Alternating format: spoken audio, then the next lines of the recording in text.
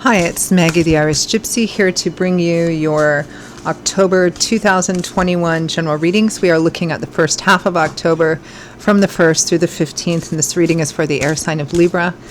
Welcome everyone. I hope you're all doing well as we're transitioning into fall.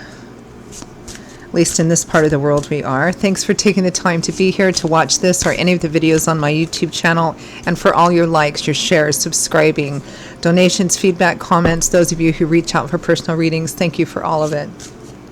So this reading is for the air sign of Libra for the first 2 weeks of October 2021. That's if your sun, moon, rising, or Venus sign is in Libra. It's relevant if you're cross-watching for a Libran. It's a general reading, so of course it's going to resonate a little differently. If you know all of your signs, sun, moon, rising, and Venus, watch them all for additional insight. And if you find that something resonates with you and you'd like to have a personal reading, take a deeper look at something for yourself or as a gift for someone else, you can click on the description link below for contact details. You'll see my email address there, Maggie1McGuire@gmail.com. Feel free to email me directly. I'd be delighted to hear from you. I do also do readings full-time. It's all that I do, so I'm pretty diligent about timely scheduling. So if you're interested, send me an email. I'd be happy to hear from you. Okay, Libra, let's see what the first 2 weeks of October have in store for you. I am using the Tarot of Dreams, clarifying with the Gilded Tarot. Libra, we begin with the Ten of Coins, the Ten of Earth, long-term stability and security, not having to worry about the future, feeling very secure and stable about the future. This could be in financial and material issues because it's Earth energy, but it could also be in long-term, relationships, marriages, not having to worry about that area of life. With the Nine of Wands, sometimes called the Wounded Warrior card. It's a card that can speak of, whether you know it or not, being close to the end of what may have turned out to be a difficult cycle, but feeling discouraged, depressed, maybe something else has come up, one more obstacle or hurdle, and you're feeling discouraged, tired, maybe wondering if you should give up, if you should continue. Sometimes darkest before dawn. Sometimes it's a card, often it's a card that represents pushing through to the end, but we'll see. Next we have Judgment, being at a pivotal crossroads moment in your life. And what does it mean to be judged? It means that time where you're called to answer for yourself, your actions, and you're responsible for them. Not what you wish, not what you wanted, hoped, but what you actually choose and what you actually do. I mean, in a courtroom drama, judgment would be the point at which the defendant gets up on the stand to speak in their own defense, right? And it could change the course of your life. Judgment is called, the second chance card, which if this turned out to be a second chance thing for you, whether it's a relationship or a material issue, it's a card that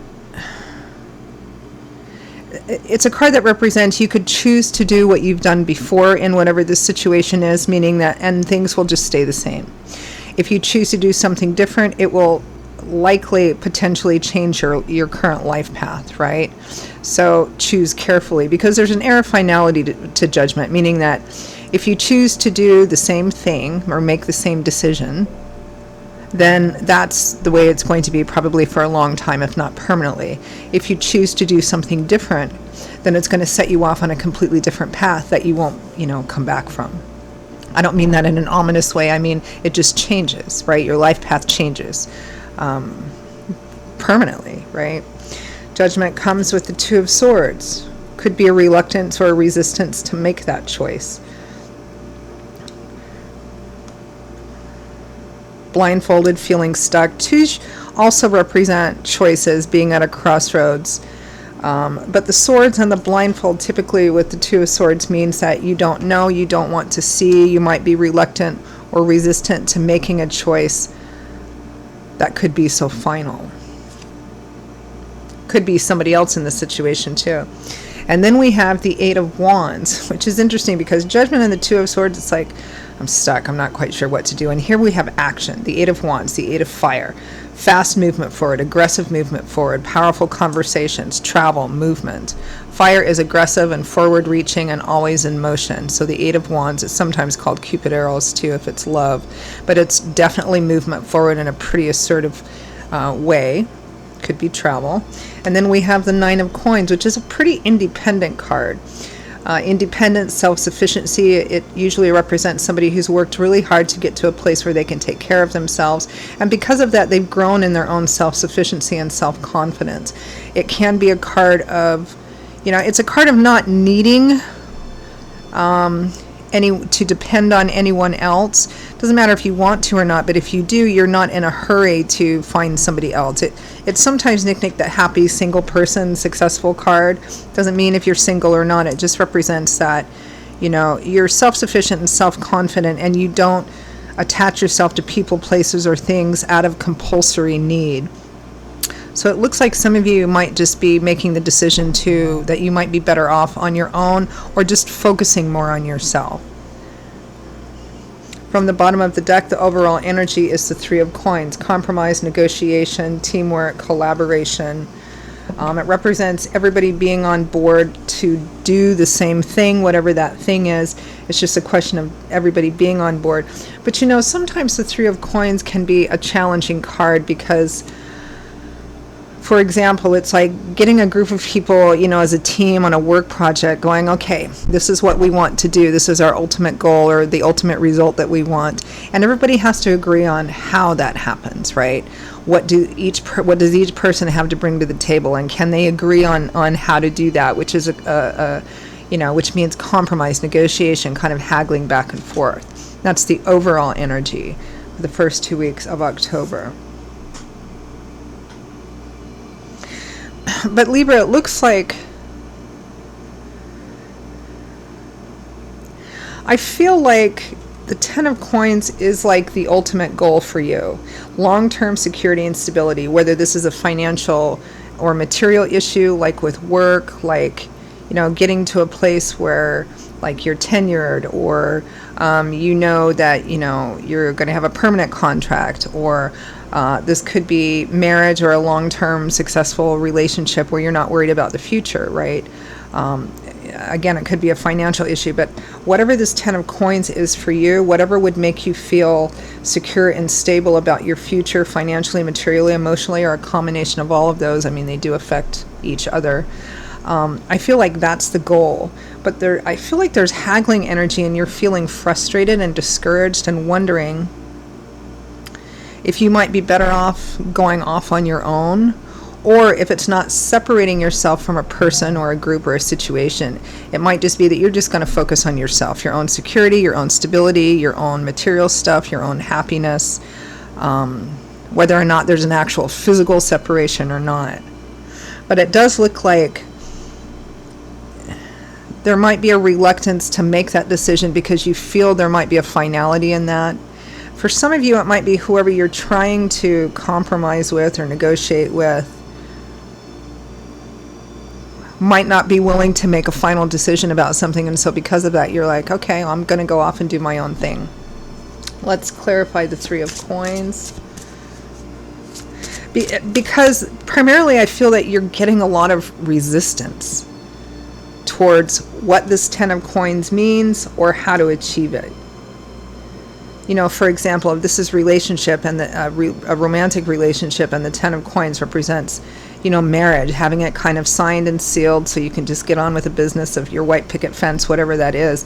The other person's like, well, why do you need that? Or, what's the matter with things the way they are? Or, I feel like you're being met with a lot of resistance, and you're just like, I don't know if this is worth it anymore. Might not be relationship for some of you. It might be like, in the earth energy area of your life, finances or material issues or job. Or it could be buying a home as well, because the Ten of Coins has a strong connection to home and family money, family business, family property. It could be a family business as well. Just trying to get everybody on board for the same thing is just frustrating. Three of Coins is clarified by the Seven of Wands. Defensive, protective, guarding, resisting. The Devil, toxic, obsessive energy or addictive energy, a negative cycle that keeps going around and around and around. Justice, doing the right thing, reaping what you sow. Again, it feels like there's a lot of resistance in trying to get you and another person or a group of people on board with what you think is the right way to achieve long-term stability and security in whatever specific issue this is, because it's a general reading. So for some of you, it might be about an actual property or home or an inheritance issue, right? Like the division of estate or something like that, arguing with a family, right? Or haggling back and forth. It could be a family business. It could be, like a project at work with a team of people who just can't seem to get on board. It could be in a romantic love relationship where you're disagreeing on what real permanence and stability in this relationship is and how to achieve it, right? And what that might look like. Clarify the Ten of Coins. Because the Ten of Coins has the Nine of Wands under it. That's where you pause and you're like, I'm working towards this Ten of Coins, and then you're meeting all this resistance, and you sit down, you're like, I don't know. I don't know if this is possible or if I even want to keep fighting through this. Clarify the the Ten of Coins. Seven of Pentacles. Six of Wands. So Seven of Pentacles is taking stock, taking inventory, looking at what you have put into something already, what you've gotten out of it so far. The Six of Wands is victory, triumph, recognition.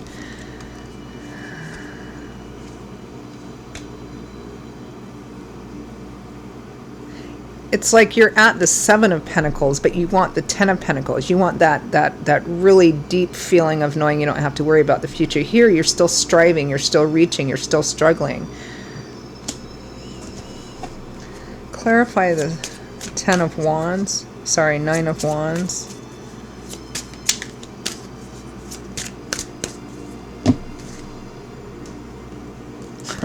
The Three of Pentacles, again, Three of Pentacles, Three of Coins, same thing.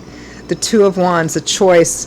The Two of Wands is the Two of Fire, so this is action-oriented. So it's taking a path of action either this way or that way, and that compromise negotiation. Yeah, you can't get someone on board, or you can't get everybody on board.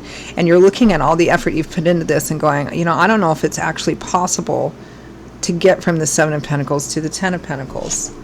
Clarify Judgment.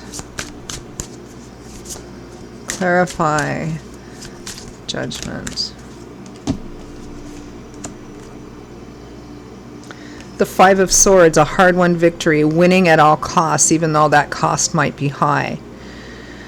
The question that often accompanies the Five of Swords is it really worth it? Does the end justify the means? Yeah, this speaks about being at a pivotal moment, Libra, where you're asking yourself, is this worth it anymore? Clarify Two of Swords.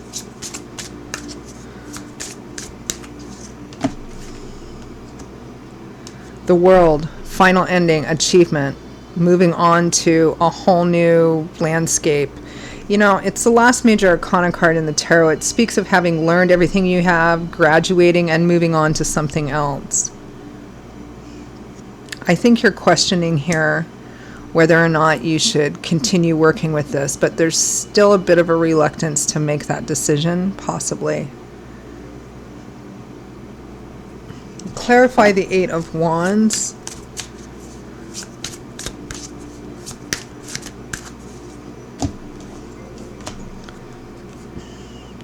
The High Priestess and the Queen of Cups.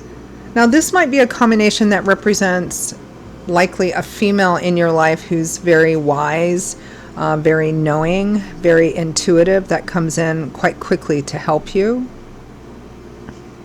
But for many of you, I feel like, these are both cards that represent individuals in the tarot that are very spiritually in tune, aware, connected with the divine. They go where they feel compelled by spirit, regardless of what, the external advice is. This is about being led in a way that you just know is the right thing to do. Clarify the Nine of Coins.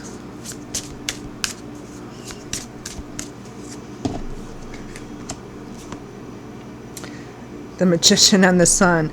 Yeah, this is deciding and having an intuitive sense of knowing that you need to go off and focus on your own self, your own happiness, your own stability, your own security, manifesting that, doing that on your own. This is a very independent energy. Now, whether or not, because this is a general reading, whether or not this is an actual physical separation from the other person or people in that Three of Cups or Three of Pentacles, it's not possible to clarify that for so many people watching this. But it does feel like you decide pretty assertively, Libra, to just focus on yourself, whether that's actually physically separating yourself from somebody or just saying, look, I'm not going to deal with this. I'm just going to do stuff, focus on my own stability and security, my own confidence and self-assurance, manifesting that, having fun, uplifting my life, and you can do whatever it is you're going to do, and I'm going to do this here. At least for this time period, we are only looking at a 2-week period of time. So I'm going to leave it there and ask for any final guidance or advice for Libra. This feels like a good, strong, confident move at the end, though, Libra.